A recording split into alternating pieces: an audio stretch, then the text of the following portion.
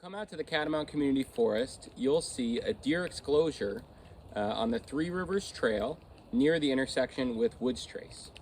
Now, what a deer exclosure is basically an area that is fenced where deer can't get in. It excludes them. This was part of a grant that the Department of Forest, Parks and Recreation, my department, got in 2022 to install a deer exclosure in a town forest in each of Vermont's 14 counties. The purpose of this deer exclosure project was to demonstrate the way that deer overpopulations are impacting forest regeneration.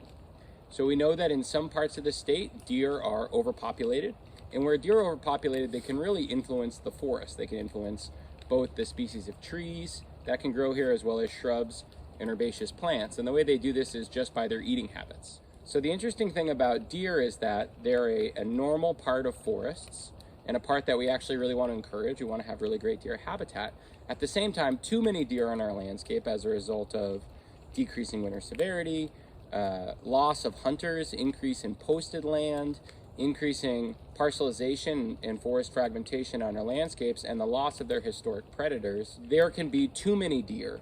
And what that means is that they can have this really profound impact on our forests. The browsing of some young trees and plants, the eating of buds and twigs, and the eating of some herbaceous plants is completely normal, but where there are too many, they can really influence the composition of the forest. They can cause some herbaceous plants, like some of our native orchids, to be completely missing from our forests, and they can also influence the composition of the future forest. The way that this happens is that there are species they like to eat and species that they don't like to eat.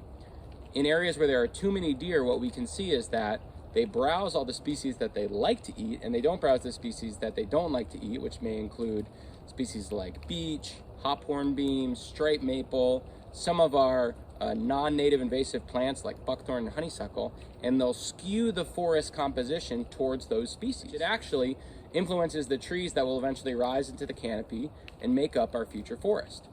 And because they target some species over others, they're really a threat to the diversity of our forest, which is really synonymous with forest's ability to be resilient in a changing climate, as well as to be healthy and provide really great wildlife habitat. The exclosure behind me, it's a 20 by 20 exclosure. It's not intended to really help regeneration in the forest as a whole. What it is an educational tool. So we want to showcase at places like the Catamount Community Forest the difference between regeneration within the exclosure, where deer are excluded, versus outside of the exclosure.